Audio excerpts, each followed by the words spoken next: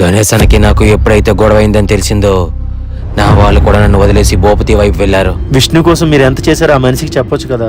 అవతల మనిషి వినే పొజిషన్లో లేనప్పుడు మనం ఏం చెప్పినా బుర్రకెక్కదు. అది నిజమే. డాడీ, ఏంట్రా తల్లి? ఈరోజు నాకు హాలిడే కదా, నాకు బోర్ కొడుతుంది, ఆడుకుందామా? డాడీ కొంచెం బిజీగా ఉన్నారు కదా, మమ్మీతో ఆడుకో. నువ్వు రా డాడీ. లలిత, దాన్ని తీసుకెళ్ళు. డాడీ బిజీగా ఉన్నారు కదమ్మా, ఎందుకు డిస్టర్బ్ చేస్తావు? ఇలారా. కాదమ్మా, డాడీ ఎప్పుడు అలాగే చెప్తారు. నేనున్నాను కదమ్మా. సరే, ఏ గేమ్ ఆడదాం? నాకు బాగా గుర్తు, చిన్నప్పుడు మా తమ్ముడిని ఒకళ్ళు కొట్టారనే విషయం నాకు తెలిసింది. వాడి కోసం గొడవ ఆడాను. నా నుంచి వాడు దూరంగా ఉన్నా సరే బాగుంటాడని వాడి జీవితంలోకి వెళ్ళకూడదు అనుకున్నాను. కానీ ఏంటో విధి అమ్మో అనే అమ్మాయితో మళ్ళీ వాడిని నా జీవితంలోకి తీసుకొచ్చింది. నన్ను ఎప్పుడు వాడు రౌడీలోనే చూశాడు, ఒక అన్నలా ఎప్పుడూ చూడలేదు. బయటికి క్రూరంగా కనిపించినా లోపల వన్నతో మాట్లాడలేదని బాధ తుంచేస్తూ ఉండేది.